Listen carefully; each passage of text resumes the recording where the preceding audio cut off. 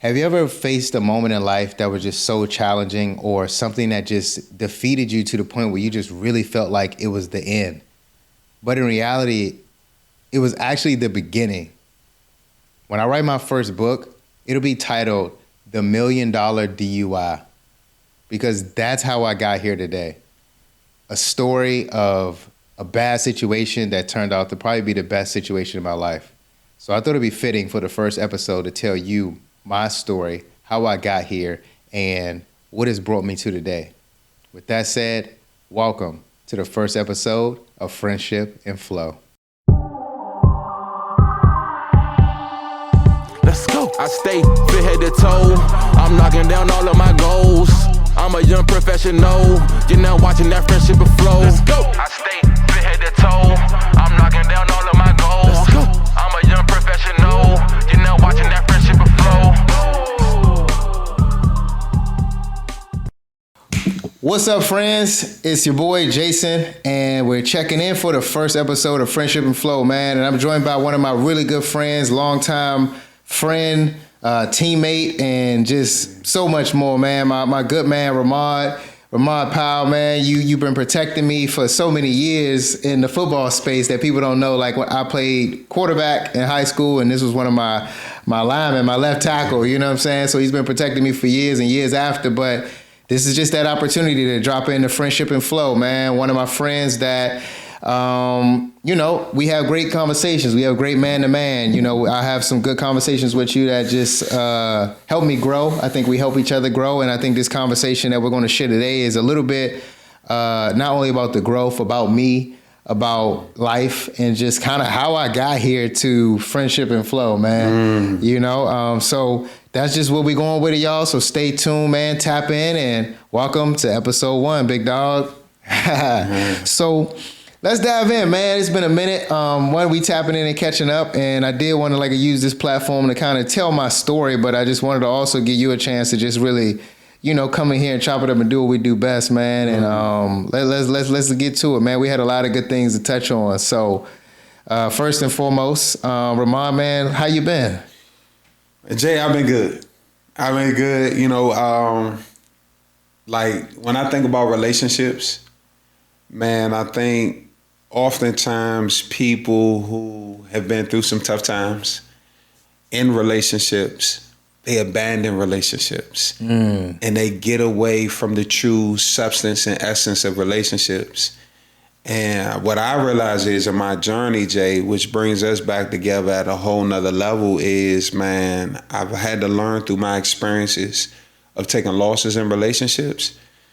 Man, some people were meant to be a part of your life, bro. Yeah. When you think about it, we may have had some bumps along the road. Mm-hmm. Man, we may have had a falling out because of certain offenses. But when you think about it, am I really going to allow a moment to mess up the milestones that we can, journey along the way? That's kind of what my thoughts are. I like that. I like that. No, that's important, because that says a lot. Because you and I, you go from high school, you went off to college, played ball, went off to the military and things like that. And, you have a big gap in distance of relationship, but then to reconnect later in life, it was more so in our late 30s that we, reconnected. But it's obviously we never missed a beat. No. But it was a lot of part of our lives that we went through separately that developed us to who we are today. Mm-hmm. And like you said, though, not that you and our relationship was like that, but sometimes you hit a bump in the road with certain relationships that close that door forever. Ooh. And you're not able to go through that relationship. And some doors are supposed to stay closed forever, but some are just meant for you all to grow as people separately, to come back together as that new relationship that's, meant for you all to grow later in life. So that's important, man. I love that. I love that. Man, I love that you say that, Jay, because it's this is something I mentioned, or what I witnessed in my journey. As long as I'm in your shadow, I'm in your shadow. Mm-hmm. And it never gives me a chance to venture off and be myself. Okay. You know what I'm saying? So it's if I let you do your thing and you let me do my thing, and then we come back later on, now I had an opportunity to fully blossom into who Rahmad is. You had an opportunity to fully blossom into who Jason is. And the tough thing, you know, I know people mention the trendy topic of day ones. Here's my problem with day ones though, Jay. Day ones only know you from the upbringing. Yeah. But I don't know you for your full potential. Ooh. I know you from the video games we like to play. I know you from, we used to play soccer. We used to play basketball. We used to play baseball. But bro, I don't know your full potential. And the thing that I'm in admiration about with you, bro, just on some real, is the man that you've become after football. You were my quarterback, bro. I love you, fool. I was your O-lineman. Yeah. That was kind of the basis of what brought us together on a consistent basis. We had to go to practice every day, you know what I'm saying? Right. But like when I think about adulthood, bro, and all that you've done from Instagram, the comedy, just your space of influence and the many events that I went through, bro, I'm kind of, low-key, I'm gonna be honest with you, I'm kind of shocked, but impressed, because the guy who used to call the huddles, Yeah. you ain't blocking, to where we are now, it made me realize that, have we really given our day one relationships an opportunity for the individual to blossom into who they fully are? Because sometimes in me spending so much time with you, I'm holding you back. Cause Jay, let's go to the happy hour, bro. Let's go to this, let's go to that. Jay, you in your heart, you might be like, yo, bro, I'm good. I'm trying to separate you, but my loyalty to you make me feel like I gotta be here. You know what I'm saying? You're preaching, man. So when I think about that though, Jay, and where we are today as brothers, man, like I'm grateful, because who you blossom into, I've had an opportunity to learn more about you, even though I've known you since 15, 16 years old. Facts. Man, first of all, man, I want to say thank you, dog. That, like, today's been warm felt. You already know, all the conversations today has been warm felt, man. But I want to say thank you. But I want to, send that same love back to you, bro. Because like we all took different paths, man. Like you going D1 playing ball, that was exciting for me to watch. You, Lawrence, all y'all like really go to the next level and play on that scale, play on that level that, you know what I'm saying, a lot of kids from our area don't get to go to. But like you said, that was the time for you to go and grow in your space in life, for you to become the man that you are today. And that a lot of times with a lot of people in friendships and relationships, it's hard to let people just go off and do their thing by themselves without you, and you don't understand why you not with them, or why they gotta shut that door for a little while for them to go blossom and become who they need to be as a person, and it doesn't include you. Ooh. And, a lot of relationships have fallen off because people are like, dang, you moving different or you acting different. But the real thing is, instead of saying like you moving funny, they really should say like you've grown. Ooh, yes. You know what I'm saying? Yeah. And now, but that was a growth that you had to go through. And sometimes growth comes from good times, but it comes from hard times too, that you got to move on from your parents because they can't save you from every time you're going to make a mistake. You got to take that lump on the head so you can learn. You know what I'm saying? So I think just that part alone, like you said, just separation of relationships and understanding that it's not your time to grow with that person anymore. Whether it's now or later, it's just not your time. And maybe that time will come back, maybe it won't. But at the end of the day, you know what I'm saying? Everybody got to walk their path, man. So that was, I appreciate you, man. I want to say thank you, man, because I love what you're doing too, man. You're an amazing father, amazing man. You just, you bring in those spirits that just like light up a room, bro. You're a big, good person. You've always been a big, good personality, bro. Outside of the football field, you have been like, you was like the big teddy bear, bro. On the football field, dog.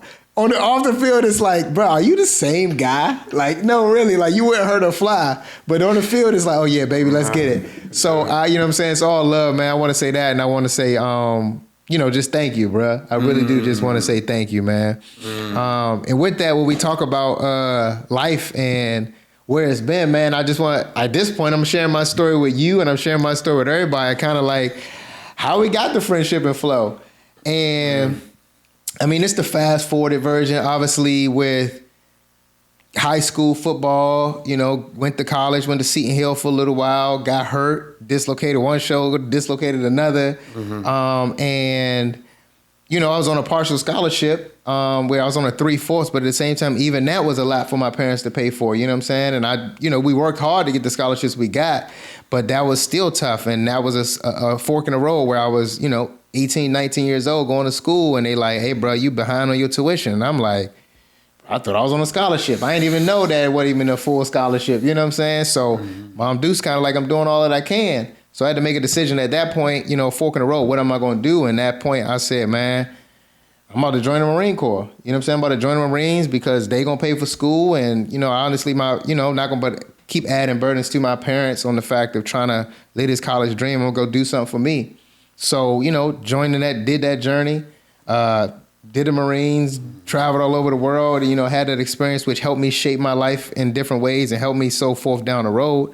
From there, came back, became a police officer at the Federal Reserve for a little while. If y'all don't know what the Federal Reserve is, please figure it out quickly because you need to know.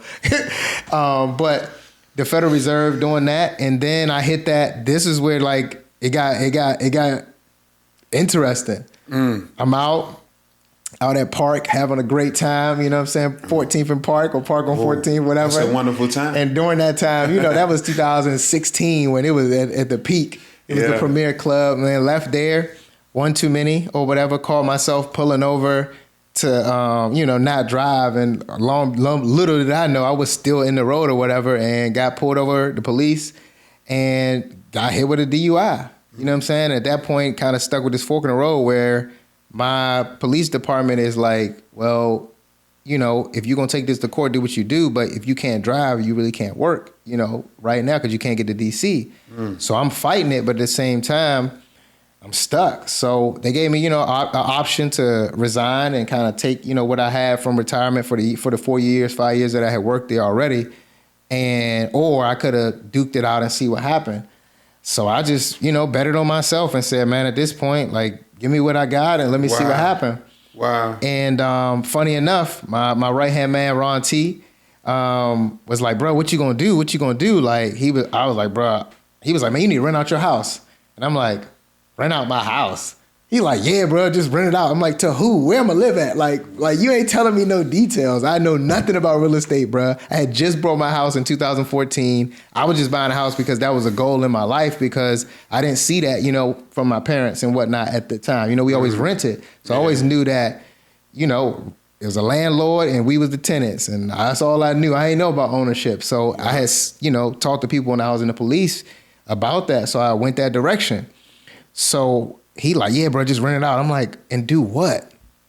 He's like, I got a property under contract that I can't buy because my DTI is too high and they not gonna let me buy because he already owned 2 properties at the time. Okay. He was like, bro, just buy it. I did not see this property. I didn't look at it. I didn't go visit it. Nothing. Signed on a dotted line. I'm buying it. So, using, I was still employed technically because I was suspended or whatever. And I used that as my leverage to, buy the property. So go in, buy it. And now I got to go find tenants. And he like, yeah, just find somebody to move in or whatever. I'm like, all right. And I'm like, at the time, it was this girl that I was kind of talking to. Her homegirl was a dancer. She was kind of like a model or whatever the case is. And I'm like, I didn't care who moved in, bruh. I just was like, I need some tenants and I needed a lease. Yeah. So I had them move in and boom, I was off and running. Worst decision of my life. I'll follow you with the models, man. Hey, worst decision of my life. I'm talking about the first 3 months, they was already behind on rent. And I'm like this, oh, Lord. So I'm trying to cover 2 mortgages and I'm in the middle. I don't have a job. Mm-hmm. You know what I'm saying? I'm going off my savings or whatever.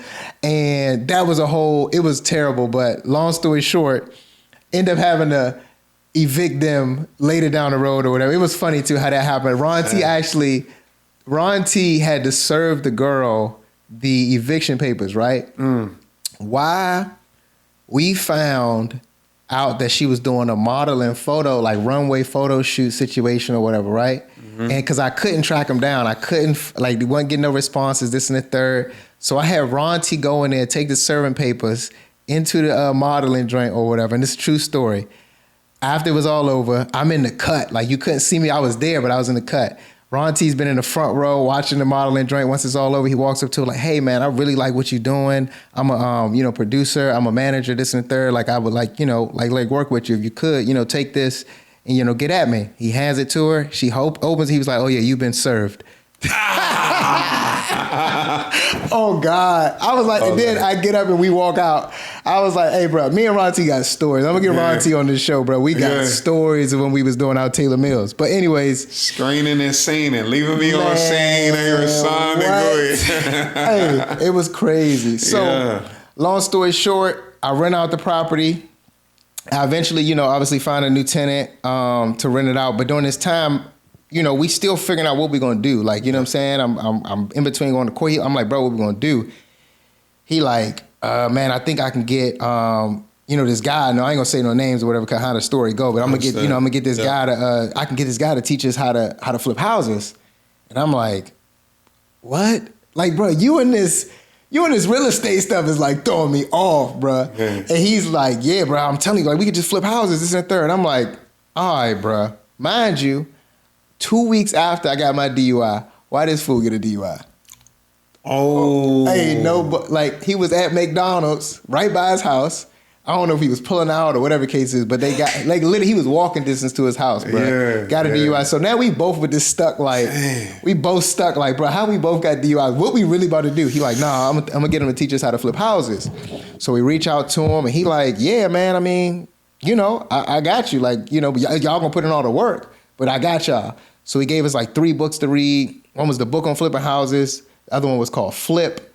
And it was another one I can't think of. But we just got to work, bro. We just got to work. We was flying to Cali actually with Sidbury. We was supposed to invest in this burger franchise called Burger Rim. All of this is a true story. We was on our way to LA to meet them. Me, him, and Lawrence. We all went out to this burger franchise that we wanted to bring to Maryland, that they refused to bring to Maryland, that they eventually, 6 years later, brought to Maryland. Wow. So that's, here nor there. We didn't obviously get the burger joint, and we went into flipping houses. And me and Ron T, like, we learned everything, dog. Like, I learned more the real estate side of literally how to look up houses, how to do comps, how to do this. And Ron T was more so the find the contractors, find investors, and put it all together type situation. So we did our first flip, and we both was obviously unemployed at this time. So we like, let's figure out let's do all of this ourselves and figure out how we can do it ourselves so that way in the future, can't nobody get over on us on a lot of stuff. So granted, we didn't do everything, but like the demo, little stuff, we working with the contractors, figuring it out one way or another, like how they do it. And then we was just like, we know the ins and outs. And I mean, that was literally how we got started on our first, journey into this world. Man. And then from there with Snapchat and social media and things like that, me always posting the houses that we flipping and stuff like that. Eventually, people was like, man, you should, sell me a house, do this and third. And that's how I transitioned, because the dude that put us on, he was like, man, y'all don't need me no more, dog. Like, he was like, y'all need to like get your license, cut me out. Y'all done did it a few times already and do it. So all of that, man, I mean, granted, the story of Taylor Mills does not end well. We definitely took a long skid down on losses, on flipping houses, and it just didn't go as well. It was just something that was meant to happen, and we learned a lot from not managing it correctly. Sure. You know what I'm saying? Running your first LLC and just being an entrepreneur on the fly. We really learned the difference between working in your business and working on your business. It's 2 different things. Dang, Jay, you have, and that story, bro, is so much coming to me, bro. Sorry, man. It's so much. Nah. And I love it because for the average listener out there, right, we've come into some unique times where obviously when we think about education, you go to a university. But it sounds to me like y'all self-educated yourselves. We went to the university of the hard knocks. That's exactly where we went. And I've been taking the undergrad. I done took the masters. I'm working on my doctorate. Hey, I ain't lying. The School of Hard Knocks. I'm literally I'm working on my doctorate right now, and I think any entrepreneur can relate to be like Slim. I am legit working on my doctorate in the Hard Knocks. So when even that, Jay, like you think about how many people they go to school and they look for security. Mm-hmm. They look for security, bruh. And it sounds like you had security one night of a moment that everybody had, that everybody didn't necessarily get caught doing. Mm-hmm. You know what I'm saying? And everything was kind of stripped away. Mm-hmm. But just the mindset that you had, even when talking to your brother Ron T, of how to persevere. You know what I'm saying? Like, when you think about the people who are going through tough times right now, you know what I'm saying? Loss of jobs, layoff, whatever it might be. How would you encourage those people based upon the experiences that you went through and Jason, some of the anxiety that you have along that journey where you maybe felt like, I don't know if it's... But ready to give up plenty of times. I think me and Ronnie, we both talk about this often. We have a bond between each other because we both always say to each other, like, bruh, I love you because you could have quit at any time, dog. I could have quit at any time, but you never left me. Like, you rode this, we rode the Titanic all the way down, bruh. All the way down. Yeah. I'm talking about the worst side of it. And we both really had to you know what I'm saying? So we sit back and say, dang, dog, I appreciate you. I love you because we both literally could have quit at any time. My message to people that are going through those times, just remember, man, tough times don't last forever. And we talked about this earlier, adapt. Being adaptable and adapting to a situation, dog, and figuring out how what do I do to get through it? How do I get through it? You know what I'm saying? All right, this went bad, but how do I get better? You know what I'm saying? How do I keep moving? How do I keep getting better? Or just understanding that it's a marathon. You know what I'm saying? At the end of the day, I heard Steve Harvey say this. He said, you ain't having a bad day, you having a bad moment in that day. Oh, yes, sir. And you can let that moment dictate your whole day, or you can let that moment, just be a moment. When you was talking about just how I was talking about perseverance. Yep. Perseverance and adaptability. So just being adaptable, bro. I would say that for me, during that time, it was just go mode, bro. It was just don't think about nothing. Just every day was in survival mode. It was. I will say, bro, as I think back on it now, it was a tough time. Because everything was just in survival mode. You were just trying to get to the next phase. Just get to the next part to survive to the next part. And still try to live life in between.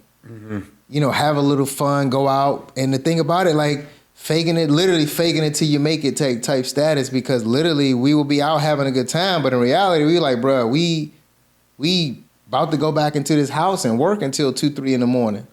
Wow. You know what I'm saying? Get out from one spot, wake up 4 or 5 in the morning, boom, let's get in here and do this work. And you know what I'm saying? Going through the woes of bad contractors and bad connections and things not being done right, and you having to go back and not have enough money or not budgeting right. It was a lot of things that we had to learn on the fly that the professional flipper knew.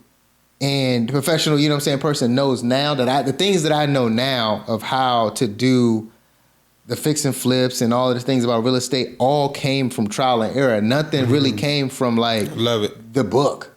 You know what I'm saying? It legit came from trial and error. It came from failing. You know what I'm saying? And one thing I will also put out there that you never really fail, bruh. You just learn. Wow. You know what I'm saying? It's never a failure type situation. It's just a lesson that you learn to help that you grow through. You know what I'm saying? So that's one thing I could definitely say I took away from that just because, you know what I'm saying, get up. Dust yourself off. You scraped your knee, it's going to heal. You know what I'm saying? You chipped your tooth, we going to get you a new one. Jay, feel me? You sending such a message, man, because, and I'm just being transparent myself, bro. That's the part that I used to hate. How much I judge myself for a moment. Whether it was a bad progress report, a bad report card, whether I had a bad game, a bad practice. Think about this, Jay. Mentally, whatever I did in that moment is lingering in my mind. I'm thinking I'm a loser. I'm thinking I'm a failure. But eventually I start thinking, I don't know if I can do it the next time. And that's what used to hold me back, bro. But when I hear your story, I hear something different. I hear a guy that, I made a mistake in a moment, but I persevered. I bounced back from it. So when I asked you that question, that's what I was kind of trying to get at, Jay. It's the mindset that you have, and I love your transparency in that, because you were transparent in admitting, I was surviving for a while until I figured it out. Literally. Because, we hear these stories of people, I was broke and then I became a millionaire. Right. But bro, what happened in the process? Like, how did you become that millionaire? How did you overcome that obstacle? Yeah. But the details you just explained, bro, that's what I'm grateful for, because I feel like the principles you learn, right? If I'm trying to be in real estate, you know what I'm saying? If I'm trying to build a brand, if I'm trying to, build a business, etc., people don't talk about the hardships. That's the thing, bro. Everybody goes from 0 to 60. Hey, 0 to millionaire. How did you, bro? They don't talk about the times when you was lit. I mean, you have people that talk about when they was homeless and all of this stuff. And I'm Lord, blessed me when I was not homeless. I was still able to hold my own and take care of some of my family members while I was at it. But at the same time, I was scrapping, robbing Peter to pay Paul type stuff. Yeah. But what you touched on is deep, because that's something I feel like we go through as people, like nonstop, where we're always judging ourselves very hard, and we're always the hardest on ourselves, or at least I can say, and I can relate that I'm always like looking for the next perfection, or how I could have did better, or like, man, you should have, and everybody's congratulating, like, man, you did good. You like, did I? You know what I'm saying? You really just can't. I think one of the things I struggled with the most was just accepting good moments, because I haven't reached my goal yet. You know what I'm saying? And losing the fact that a good moment is already, you know what I'm saying? Like, you know what I'm saying? We won a big game, this and the third, but we ain't done yet. We ain't win the championship. And in life, I feel like we have those moments where it's like, it's just hard to sit in that niceness or that complacency. And I think just for me, like, I think most people that are like go-getters and people that really have that edge and that want to more for themselves, they, it's hard to just sit in your accomplishments and just accept it, because you like, man, I know I got more. I know I got more juice in the tank. This just the surface. But sometimes we just really gotta embrace that. You know what I'm saying? And sit in it for a little bit at least. But like, you know what I'm saying? And not be so hard on ourselves, and give ourselves some grace. And I think that's the thing that I've been working on most, is like, bruh, you did do X, Y, and Z. Give yourself some grace, but also still be hard on yourself. Like, bruh, but you was slacking. You was scrolling on your phone for 4 of those 6 hours. Get it together. You feel me? Jay, you mentioned something earlier about the word adapt. The word adapt. And usually, bro, we talk about adapt when it concerns life throwing some adversity at you, some obstacles at you. But what you was just explaining is the ability to adapt even when things are going good. Yeah. You know what I'm saying? Yeah. Like how do Jay go to that next level? They talk about scaling businesses. Yeah. They talk about things are well. And I already know. We love to be in our comfort zones. Yeah. Oh no, I got this thing going. I can go out. I got enough to pay all my bills. I can splurge.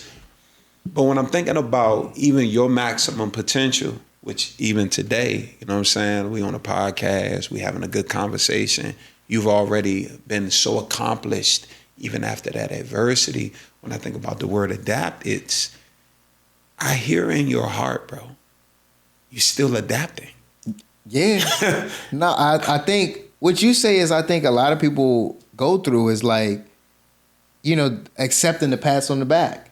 You know what I'm saying? Accepting that you have done certain things that people can look to you and be like, hey, bro, like, congratulations, you're doing your thing. And for me, I think I'm just so humble, like, appreciate it. Thank you, man. But I'm no further, no better than you. You know what I'm saying? And I think that just comes from like my upbringing and my mom and stuff like that, where it's like, yeah, be blessed, you know what I'm saying? But be humble. And I think that's what keeps me going too, though. Like keeps me like, here, but also it creates a ceiling sometimes that it's like, bro, you did a lot. You did a lot. Like, should you, chill out? And then you have to have that battle between myself, like them both sides, and nah, bro, there's more. And it's okay to be humble. Like it's okay to accept where you at. So I think that's an ongoing battle that I just go through mentally, but I understand that, like you said, it's adapting with the growth of, hey, you are becoming more successful, but you're not where you at. So continue to keep pushing forward, but enjoy the moment, but don't sit in it too long. You know what I'm saying? I think that's in general, like in any case, you know what I'm saying? But I think that's helpful. Jay, so like let's go back. Let's go back to our high school days. Hey. The workouts, Coach Warren, Oxford Hill. Yeah. We trying to change the program. And one of the things, right, former lineman. Yeah. Former lineman. Yeah. When we used to run them miles around the track. Yeah. I remember. Miles around the track. Like, mentally. I used to hate I used to be so discouraged. And like when I think about the mindset of enduring, like, nah, bro, after 2 laps, like, you ain't tired too? Like, that's how my mindset used to be, right? But when I think about even you in life, right, as a guy that I see who you probably have defied odds, and then you defied odds, and then you defied odds, and you're still going. I still see you as that guy on that track that I used to low-key envy, right? Like, how do you still keep going, bro? Like, you don't get tired?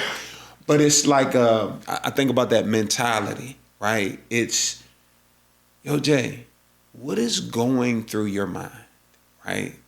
In those moments where you're exhausted, where you're weary, where you maybe feel like giving up. Because some people, like myself, who admire people who are persistent, we question, like, bro, was there ever a point where you were ever going to throw in the towel? Was there ever a point where you ever going to give up? So if you could talk to me, you know what I'm saying? Bro, I feel like everybody was out. We all wanted to quit. Right, okay. But the beauty of a team sport is, and being a team player, is that I can't quit, because if I quit, that lets you quit. Right? And that goes back to when you used to be one of the last guys because you a lineman, but I need you. We would go back and get you. You did? Like, hey, bro, yes, nah, bro, we not done until you done. You know what I'm saying? And that's how I feel like anything in life. You know what I'm saying? Like that was just a kid that didn't want to let his teammates down. You know what I'm saying? The same way you showed up even though you did not want to work out and be there. But at the same time, you as a kid didn't want to let your teammates down. That was just the foundation. That's why I love sports and just kids playing sports in general, team sports, and learning what it is to become a team player. Because football is one of those sports that, like, I mean, I respect basketball because it's 5 men on that court that's getting it in. But on football, let one kid really miss his block. Hold drain over. Yeah. Can't do nothing. Yeah. So it's a team. It's a real commitment to the team and team effort. So with that said, like, that endurance was built at a young age. Wow. And that's why I think kids playing sports is important, because it does more than just if you good or not or whatever the case is. It's something that it builds inside you as a man. So that's something that just carried me through life, because like you said, when you go to college and play ball, it's the same thing. You got a new team and people that you got to learn, but at the same time, you got to be there for your team. And then you go into real life and you join the military. You know what I'm saying? For me to join the Marine Corps, another team-only sport, because that's a team that, like, that's life and death. You know what I'm saying? And one wrong decision or one time where I don't feel like doing my job, you don't go home to your mama. Wow. You know what I'm saying? And I've seen it. So I think those things in life just kept just the way the life just kept giving me my cards, you know what I'm saying? From there to police to this, to that situation, it's always been like, bro, you can't give up. You got a team that you got to take care of. And now I think in this space now, still you got friends and family that you got to take care of, but now it's just really taking care of me while taking care of those around me, but taking care of me. That's built that endurance that I feel like a lot of us have, because you got it too, dog, because we all been through situations time after time after time where we getting hit with left hooks and right hooks, and you like, bruh, I should just lay down and not get up, but it's something in you, that dog that's in you that's like, bruh, I can't lay here, bruh. I'm not dead. No, sir. So I'm not dead, so therefore I gotta get up. So I think that's the part that, you know what I'm saying, that's the part that has really, helped me persevere through just life in general, you know what I'm saying? So I'm a big advocate of sport. That's why I coached high school ball. I mean, I skipped over a bunch of other titles I did away, but my passion with coaching football was never for any, I volunteered for most of it for free, you know what I'm saying? Because it was not only to help kids and give back, but it was just that understanding of what this built for me and what it's going to build for the next set of kids, and how it helped transition your life. And it's nothing about, I didn't make it to the league, I didn't make it D1, none of that stuff, but it helped form and transition my life in such a way. So I think that was the biggest thing, bro. Nah, Jay, you hitting on so much stuff, like, cause obviously, I had a question and you pretty much just answered it, bro, because people are curious to know that thing that fuels you to keep you going. Because how do you go from good to great? How, even with athletes, right, who get these multi-million-dollar contracts, right? You're secured for life financially. But what pushes you after that moment? You got 50 million guaranteed. That Kobe Bryant, that LeBron, that Jordan, that Gretzky. Yeah. It's your house paid off, cars, whatever, and you still sitting on 30, 40, 50, right? What keeps you going? Because when we were kids, it's you want to do well in school to get a good paying job. You want to do well in athletics to potentially make it to the league. And then there's a group of people, I guess, in adulthood, then this is the part of education that doesn't kick in till we become adults. Because school doesn't teach us this, right? No, life. School don't teach you life. It teach you how to fall in line into the society that we're in. Yeah. But it don't teach you life lessons, and that comes from that. Some of it comes from the dinner table. I talk big on that.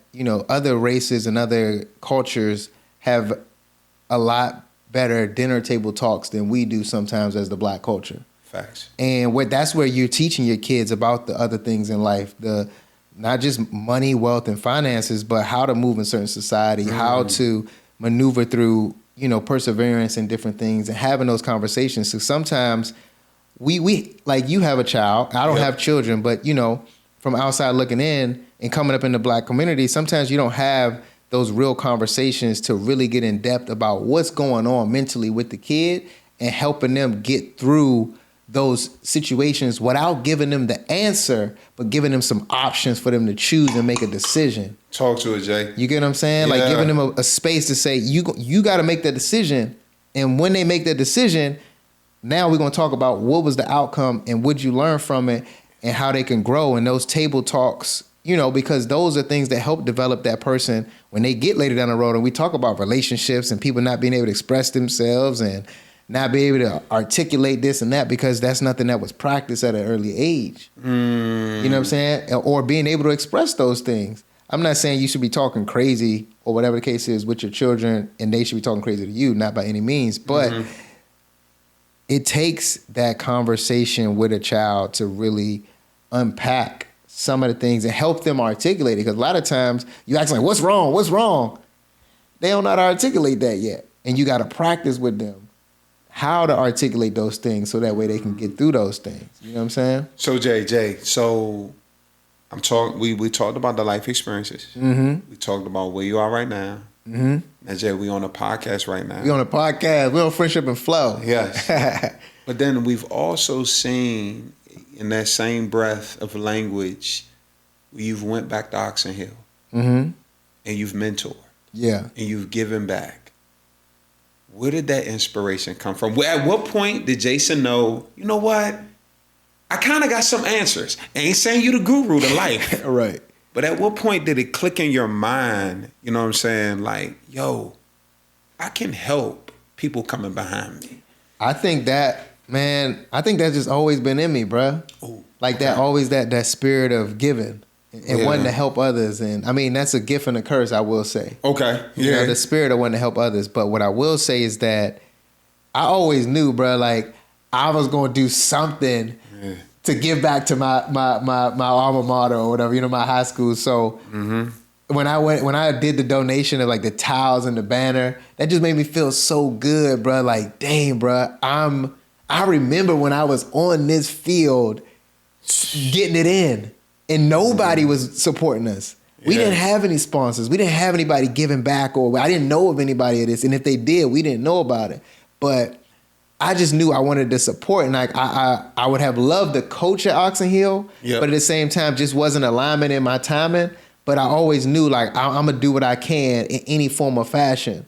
So the sponsorships and stuff like that was just like, you know, I wanted to do that, and I watched people like Lawrence give back and things. I was like, man, I'm gonna give back to the football team too. I don't care how I do it, because that was what built me as a Clipper. Because you and I both know, bro, we went through a time where we were like 0-10, 1-9, 1-9, and then we finally broke the mold and made it to the playoffs, and everybody went from you know, laughing at it as like, oh, y'all actually did it. Like, yeah, we've been in the mud. Exactly. And that wasn't even like, I mean, to some it wasn't a great season. To us, it was the greatest season ever. Absolutely. The greatest season ever, but it was the biggest like uplifting moment for us. Like, bruh, that's something that helped just our mindset in general of getting it out the mud and understanding that through hard work and perseverance, things will come through. But that was just one side. And then as I got obviously into entrepreneurship and learning and mentoring and coaching for so many years, by this point I'm coaching 8, 9, 10 years. And the opportunity had came up to go back to the schools and speak and talk about real estate, talk about wealth, talk about how real estate can help you grow wealth and grow through that. I was like, man, if I knew this when I was this age, come on, bro. I wouldn't have went through half of the stuff I went through. Yes, sir. So at that point, it was like a no-brainer. Like, bro, if I could give anything, I would give anything to give y'all everything I have in my head.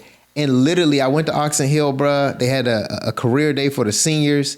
And I only had 4 kids coming there, but all of them were football players. But these 4 kids, 2 of them football players, sat in the front row, bro, and they picked my brain to death on real estate, stocks, wealth. And I'm like, man, they almost made me cry in that joint, because I'm like, bro, y'all 16, 17, y'all want all of this knowledge that I didn't even, they was like, all right, so how do I, like, all right, if I go to college, so should I buy a house like close to a college so I can, you know, rent it out? I'm like, bro, you on the right track, you know? And it was just so fulfilling to give back to them in that manner, bro. I was blown away. I was blown away, dog. And I mean, on that team, it was some people that went to high school with us that their kids are on that team too. Should talk to them. So it was just so fulfilling, man. I think that alone that was all I needed. I did free, like you could sign me up any day, because I just got that passion from giving back, because the School of Hard Knocks taught me, and somebody else gonna charge you, you know, $199 to learn this and I was like, bro, if I can teach these kids something that even if they don't learn it all right now, and they're able to take this and, you know, start earlier than I did. I started, late 20s? Y'all can start at 18, 19? Hey, Slim, I just hope that, you know, they remember that. Hey, man, I don't know dude's name, but I remember he came back to the school and he changed, you know, he gave me some gems that just changed my life. So I think for me, dog, that was the biggest thing, like giving back to that level, dog. So, man, but I mean, you was coaching at Oxon Hill too. Yeah. So, I mean, I know, like, to segue, take it off me for a second, where You gave back. You've been giving back too, man. It's not like the one sided show where it's just all been me, bro. Like you've been showing love. So like talk about that, man. Talk about a little bit, just not just the coaching side, but what that did for you and what made you want to go back and do that. So Jay, give you a slight little backstory, bro. I was on unemployment at that time when I started coaching. I say in prison to the 9 to 5. You know what I'm saying? Because I don't believe that just going to work, paying your bills is life. It got to be more than that, right? And so when I used to work for the Veteran Affairs, they did a layoff for HR, and I was a contractor. A couple million people on my team was laid off. I was blown. Because I already knew it was going to be some financial struggles, right? But my mindset, Jay, that was developed during that time was there's always good in some setback. It's always some good in some bad experience. But as humans, we got to search for it. Because I could easily choose to be like, oh, this ain't going right, this ain't going right. The only reason why you know it's not going right is because you're focusing on what's not going right. But what could go right? You know what I'm saying? So anyway, Jay got laid off at home, ex-wife pregnant, you know what I'm saying? Got a kid on the way, don't know how we're going to pay these bills. And I was sitting around the house and I'm depressed, bro. Like, that's real though, that's real. I'm feeling the way as I am about a man. I'm putting in hundreds of applications a day, ain't getting much back. And like literally sometimes, bro, we was living over by Branch Avenue Metro. Sometimes I used to have to leave the house and just go for a walk. Because being in the presence of just her, my son, who was a newborn, I felt the way about myself, bro, because I wasn't contributing.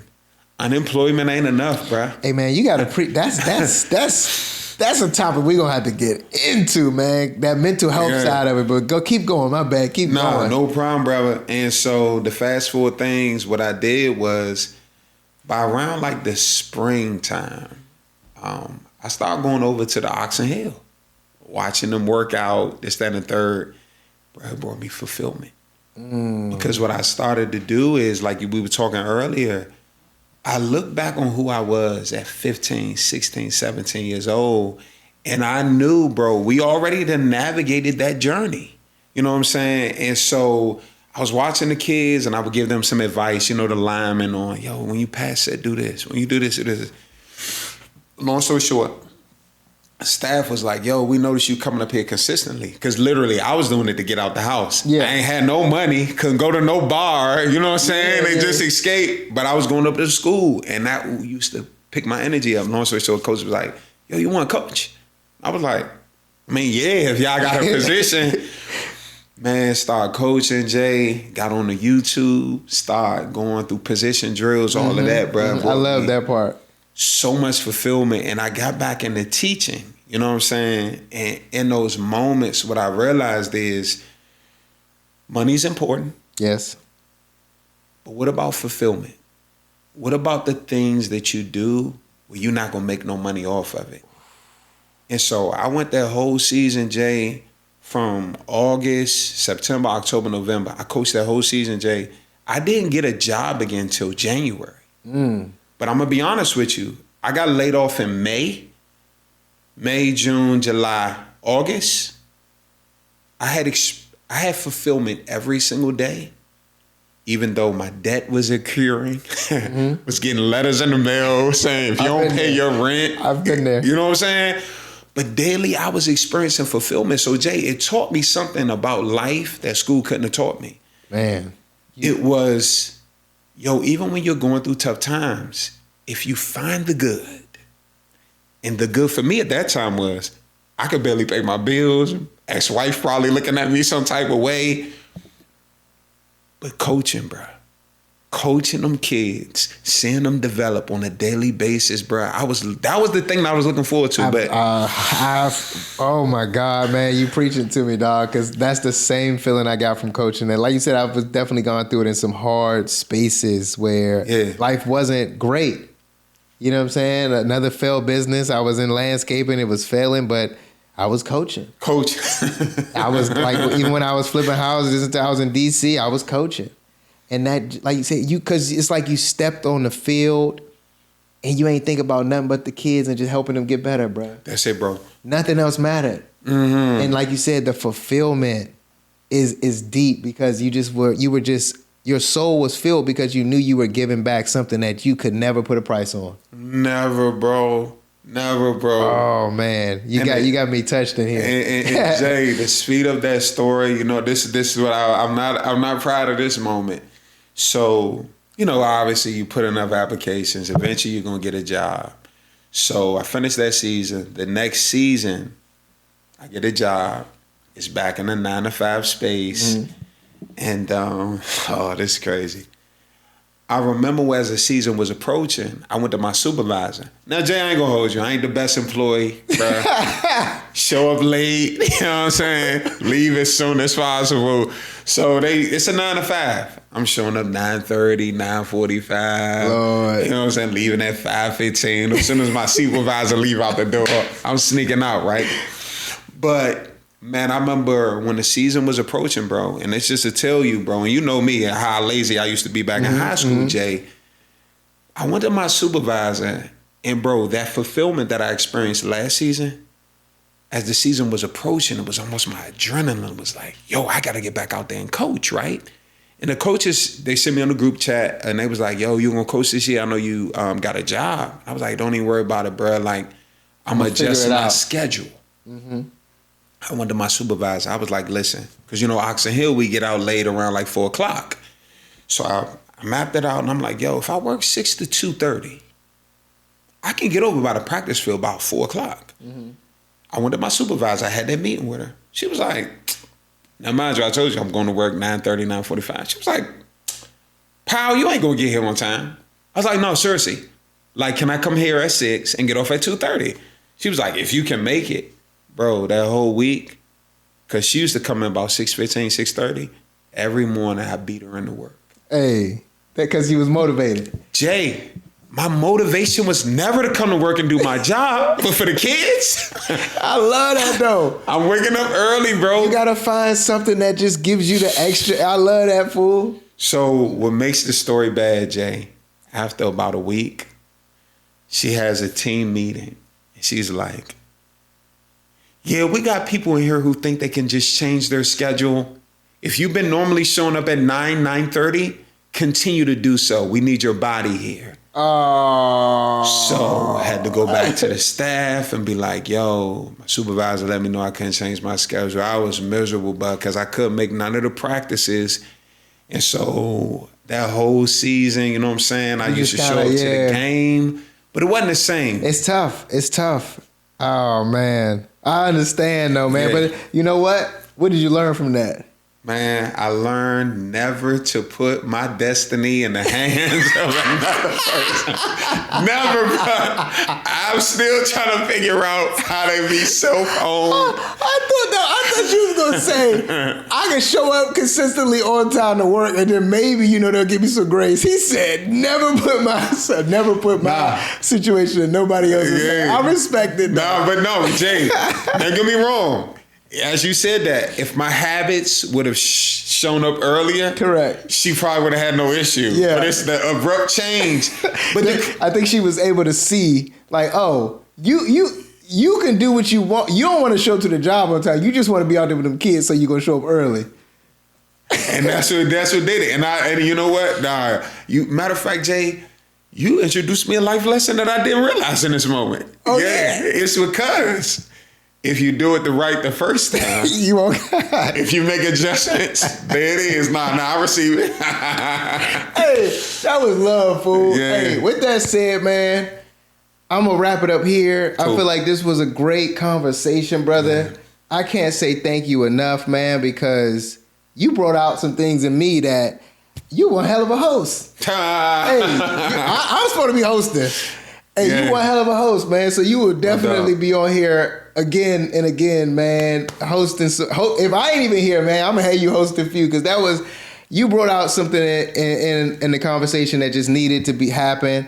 So I wanted to just say, one, thank you for being here. Yeah, brother. Thank you for being a brother and just supporting of what I'm doing. Yes, sir. And just being yourself, man. Your personality is bright as the stars and the sun combined, my man. So with that said, man, we're going to tap out right here, y'all. Thank you for tuning in to the first episode of Friendship and Flow. Many more to come. And if you haven't already, I hate to put this at the end. I'm sure on the it's plenty of bells and whistles saying follow, like, subscribe, and all of that. But stay tuned, man. We got a lot of good episodes coming, a lot of good people coming. It's plenty more where this came from, man. Yeah. So thank you, man. Thank you for tuning in. Like, follow, subscribe. All our information will be on the screen somewhere, man. I love you. Thanks, y'all. Tapping in, Friendship and Flow. Y'all take care. All right, y'all. Yes, sir. Let's go. I stay fit head to toe. I'm knocking down all of my goals. I'm a young professional. You're now watching that Friendship and Flow. Let's go. I stay